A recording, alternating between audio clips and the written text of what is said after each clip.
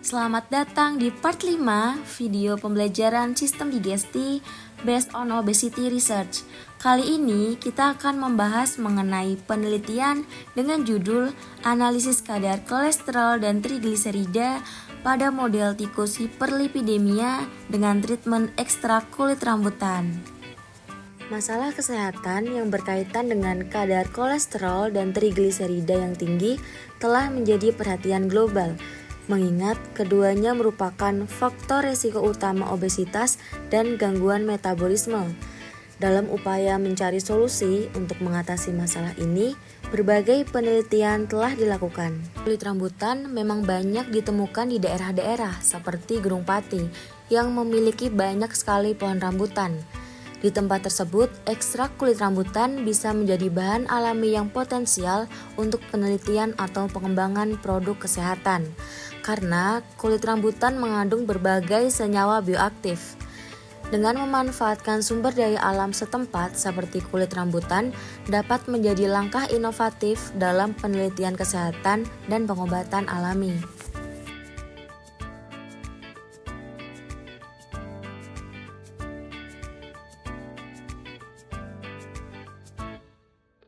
Sekarang mari kita lihat penelitian terbaru dari Ibu Profesor Dr. Lisdiana MSI tahun 2024 dengan judul Analisis Kadar Kolesterol dan Trigliserida pada model tikus hiperlipidemia dengan treatment ekstrak kulit rambutan.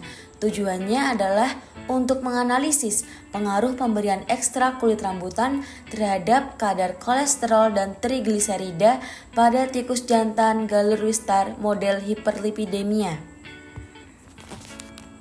Tikus yang digunakan sebagai model obesitas diberi makanan tinggi lemak untuk membuat mereka obesitas, kemudian tikus diberi ekstrak kulit rambutan untuk melihat dampaknya terhadap berat badan dan kesehatan pencernaan.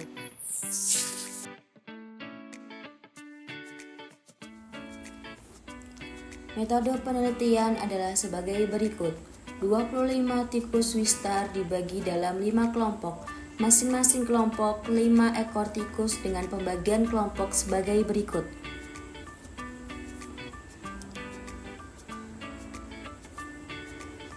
Alur penelitian yang digunakan adalah sebagai berikut.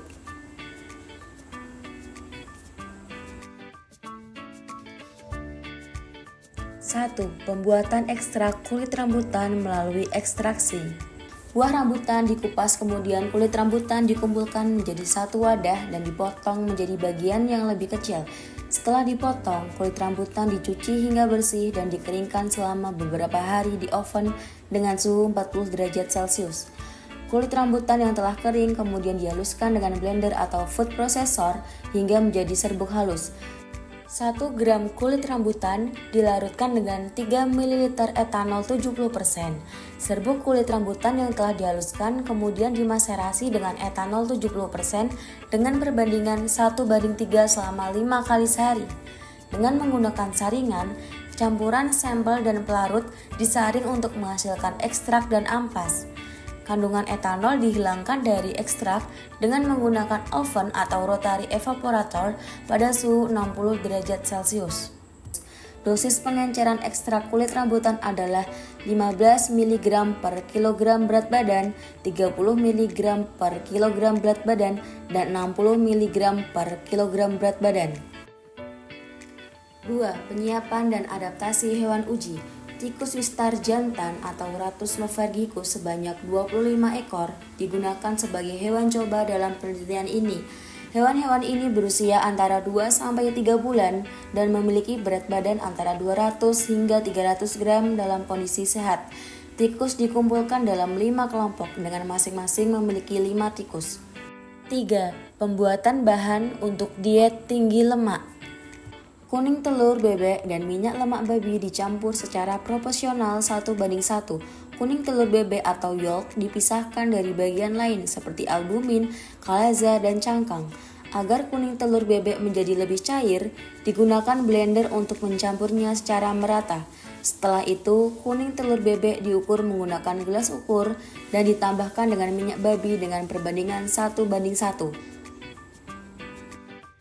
4. Pemberian diet tinggi lemak dan ekstra kulit rambutan.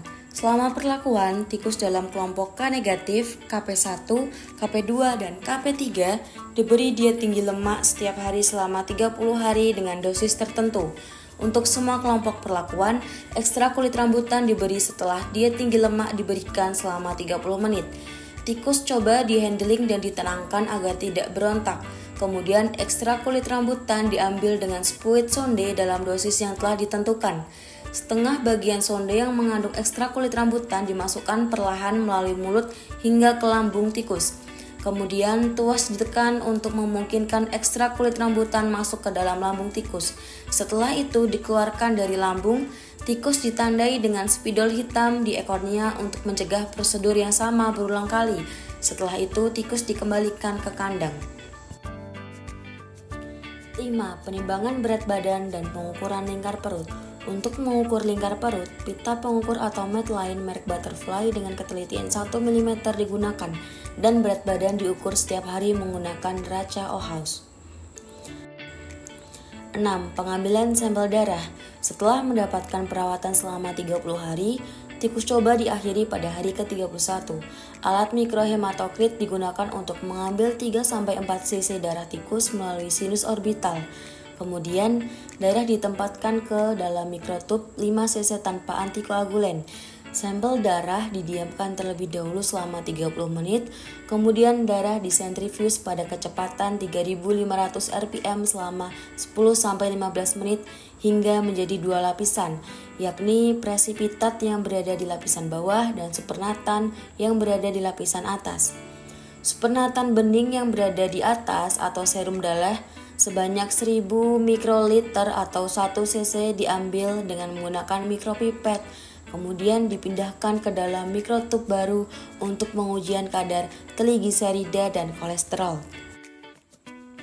7. Pengambilan dan penimbangan lemak visceral. Kloroform dioleskan pada kapas di dalam wadah tertutup untuk membunuh tikus. Kemudian tikus diletakkan di atas papan bedah untuk diambil lemak visceral di area sekitar organ perut seperti jantung, hati, dan usus. Lemak yang berhasil dikumpulkan kemudian ditimbang dengan neraca analitik.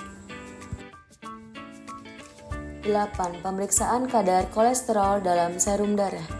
Metode kolorimetrik enzimatik kolesterol oksidase method digunakan untuk mengukur kadar kolesterol.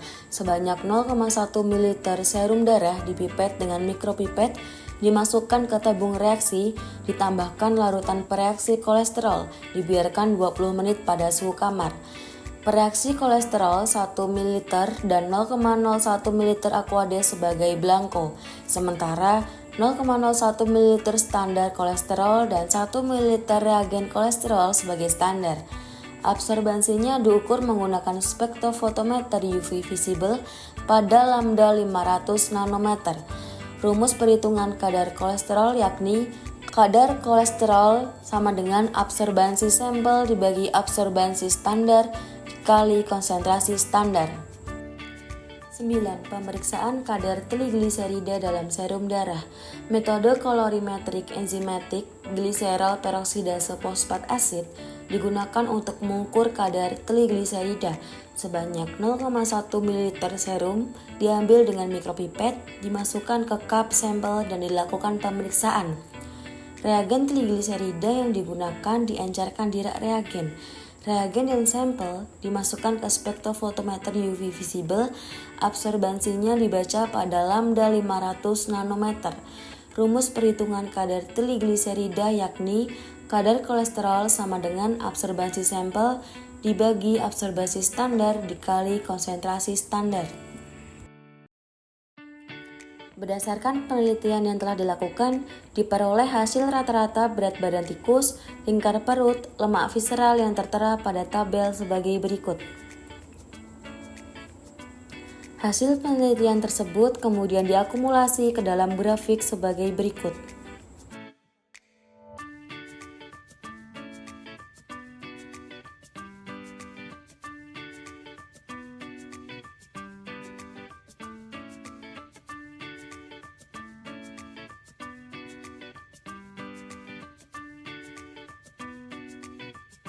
Berdasarkan hasil penelitian menunjukkan bahwa peningkatan kadar kolesterol dan trigliserida terjadi pada kelompok K negatif yang diberi diet tinggi lemak kuning telur bebek dan minyak babi 2 gram per 200 gram berat badan.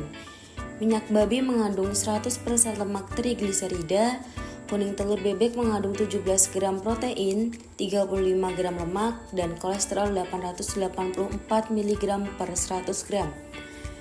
Asupan lemak dalam jumlah yang tinggi akan mengakibatkan peningkatan lipid dalam darah, yakni kolesterol, trigliserida, fosfolipid, dan asam lemak.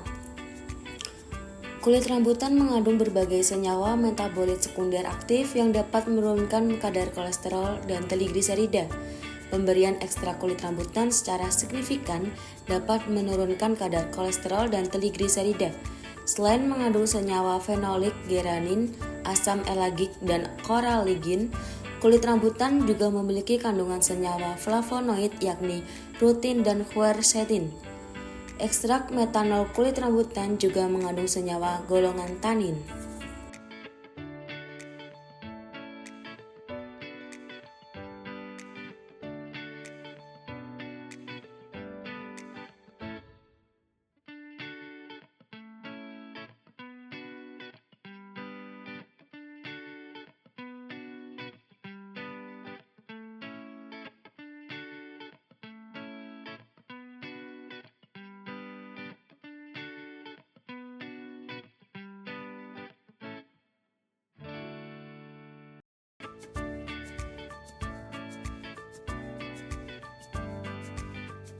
Dari penelitian yang kita pelajari, kita tahu bahwa pola makan yang buruk dapat menyebabkan obesitas dan mengganggu sistem pencernaan. Tetapi dengan gaya hidup yang sehat, seperti menjaga pola makan yang seimbang dan memanfaatkan bahan alami seperti rambutan, kita bisa menjaga kesehatan tubuh kita. Jadi, bagaimana kamu bisa menerapkan ini dalam kehidupan sehari-hari?